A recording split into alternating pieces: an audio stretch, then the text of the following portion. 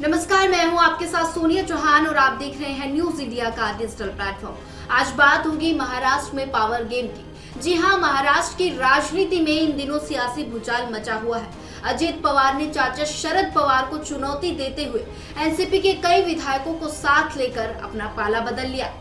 कल तक महाराष्ट्र विधानसभा में नेता विपक्ष अजित पवार अब सरकार में उप मुख्यमंत्री बन गए हैं। हालांकि इससे पहले अजित पवार ने बगावत का बिगुल फूंका था। उस वक्त शरद पवार ने स्थिति को संभाल लिया, लेकिन इस बार अजित पवार अपने मंसूबे में कामयाब रहे। देखिए रिपोर्ट। महाराष्ट्र में हुए सियासी उलटफेर की आशंकाएं तो काफी समय से लग रही थी, लेकिन इसकी पूरी पटकथा शुक्रवार को लिखी गई। शरद पवार को इस बगावत की भनक लगी तो शपथ ग्रहण का कार्यक्रम एक दिन पहले रविवार को करा लिया गया। महाराष्ट्र की राजनीति में रविवार का दिन सियासी उथल पुथल से भरा रहा। अजित पवार के 8 विधायकों के साथ राजभवन में शपथ लेने के साथ ही एनसीपी में टूट पड़ गई।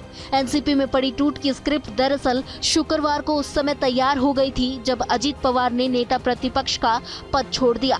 उन्होंने स्पीकर को एक पत्र सौंपा जिसमें विधायकों के हस्ताक्षर थे और स्पीकर से अनुरोध किया कि वे विधायक दल के नेता को बदल रहे हैं और अजित पवार नेता के रूप में नियुक्त कर रहे हैं।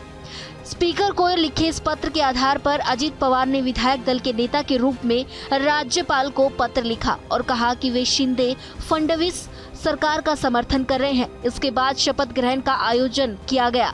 महाराष्ट्र में एनसीपी के 53 विधायक और 9 विधानसभा परिषद सदस्य हैं। दावा है कि अजित पवार के पास 40 विधायक और 6 विधानसभा परिषद सदस्यों का समर्थन है। हालांकि एनसीपी का कहना है कि उनके पास 9 ही विधायक हैं। दल बदल कानून से बचने के लिए अजित पवार को कम से कम 36 विधायकों के समर्थन की जरूरत है। अजित पवार ने पलटी मारते हुए बीजेपी शिवसेना सरकार को समर्थन दे दिया। उनके साथ ही 8 और नेताओं ने भी शिंदे सरकार को समर्थन दिया है। ऐसे में देखना होगा कि शिंदे सरकार में शामिल हुए टीम अजित पवार के नवरत्न की सियासी ताकत कितनी है।